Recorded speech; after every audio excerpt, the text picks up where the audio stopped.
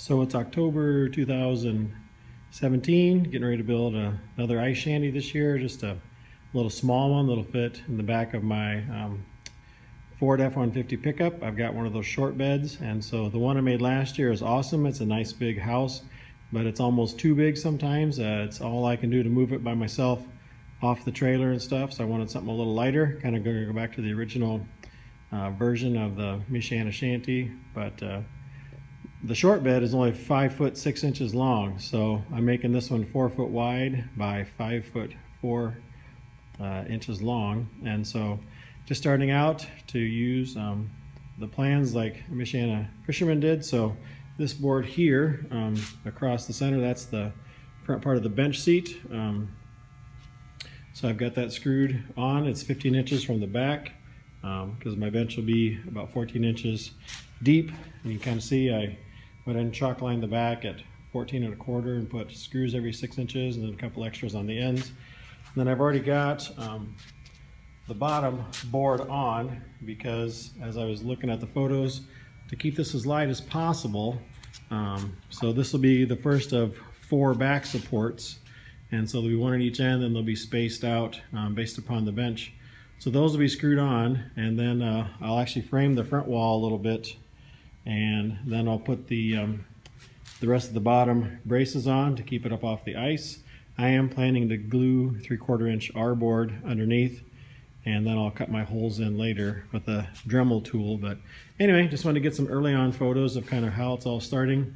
I'm actually subbing at our local high school for the wood shop. I'm a former ag teacher. I don't know if that was in a former video or not. Welding teacher, wood teacher. And so this is kind of fun. So I've got study hall right now, so I just thought I would work here this week. Since it's cold, it's 34 degrees in Minnesota today, so wanted to get this going. So anyway, thanks for watching. We'll have another video in a little bit. Okay, so I made a little more progress here on the fish house here at school. So I've got the floor braces all in underneath. I'll kind of lift that up here in a second. You can see got my back supports done.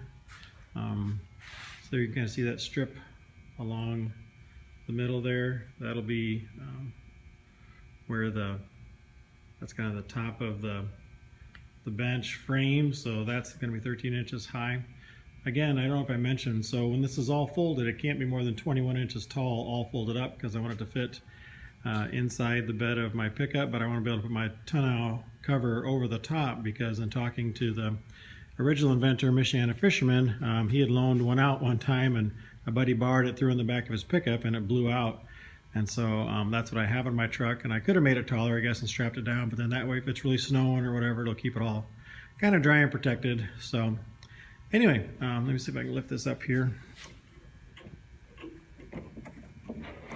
So you can kind of see the bottom, how the bottom is done. So there's these corner braces. You can kind of see, so there's 2 on that side and 1 on this side. And so the reason for that is when it's on the ice and you can reach in here and lift it up, or if it freezes down, you can put a little pry bar in there or something and kind of pry it up. And so there isn't one in this corner though. There's one in every corner except this one, because over here is where the ski is going to be. I'm kind of going to build a folding ski that'll fold in, and so I can fold it up flat, put it in the truck. And so anyway, made good progress. I'll be working on getting some more framing done and kind of do probably a video either this afternoon during study hall again or else after school. Until next time, 11 Myers and counting. So just another quick update video here, day 2. Made a lot of progress yesterday. Didn't get back here after school to shoot it. So before I do too much more, got kind of the back here pretty much framed up. I've still got to put across a support thing across here and then a support up and down. Got the front wall framed and put on. So again, not a lot, but one of the benefits of this is, I haven't mentioned this yet, what you insulate this is with that fiberglass R board. That's the brand name is R board, and it's a fiberglass coated foam insulation, hard foam, and it's real rigid. And so these walls are 3/4 of an inch thick. But then once you get that R board glued in there, then it adds a lot of strength to the design. but it's obviously really lightweight because it's insulation. So anyway, going to kind of put a few hard side pieces up here next. Got a couple of holes cut in the floor yesterday, so it's coming together. So have another video shortly. So back here at the end of day 2, and got the bottom just about done.